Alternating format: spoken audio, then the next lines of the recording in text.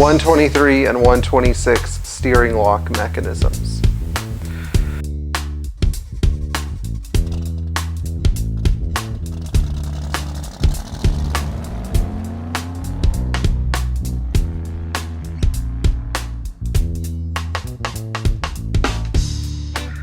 You might see that one of my really popular videos is called How to Steal a Mercedes, and it shows me drilling the steering lock mechanism out of a 500 SEL 1981 that I bought a few years ago with my sister. Anyway, that car since went to Poland and is getting a restoration, which is really cool because it had four-wheel hydraulics. But I still get this question a lot, and in fact it happened to one of our subscribers recently. The steering lock mechanism broke and he can't turn his key, and so I could differentiate. This is the steering lock mechanism. Notice that the key tumbler is not in here. This is a brand new part for Mercedes, but the steering lock mechanism is actually what fails, and one of our subscribers actually thinks that the plastic disc that opens and closes this this ignition shutoff valve might be the problem. I don't know. So far I haven't had much success with that, but if anybody else has, that would be great. But anyway, I see a lot of people who aren't familiar with the problem giving people advice like, oh, you could just pick up a new tumbler. It's like $16 or something like that.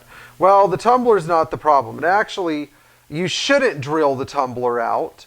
You know, because if it's your original tumbler, you'll be able to reuse it. Once you drill this locksmithing pin out, which requires the removal of the steering wheel, the removal of the plastic collar around the wheel, and the use of a drill, once you drill this little button out, you can just slide the steering lock mechanism out of the column. So it looks ugly and time consuming, but actually you're attacking it at its simplest point. And to get the key tumbler out, all you have to do is, once you're holding it in your hand, take this button here in the end, press it, and the key will suddenly turn, showing that it's actually a problem with the lock mechanism itself. But I just don't know why people don't get that these things are what fail. Not the tumbler, not anything else, not the electrical ignition switch, not the vacuum shutoff thing. It is inside the lock mechanism itself, and it can fail without warning. So anyway, for those of you that have more questions about this procedure, you know, go ahead and drop me a line. But if this ever fails, it's as simple as pulling the wheel, pulling the collar around the wheel, drilling this pin out and sliding it out of the way. And then you may have to, if you have an original lock mechanism that is held, where the ignition plug is held in with a little T, you may have to drill these screws out in reverse so that you can get the old switch off and turn it enough to take the plug out. Anyway, for now, don't forget to like, share, and subscribe, and leave your comments below. And if you happen to run into this problem, you don't need a tumbler. You probably just need a mechanism.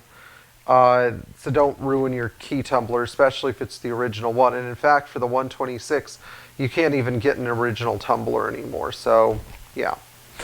All right, take care. Enjoy driving your Mercedes.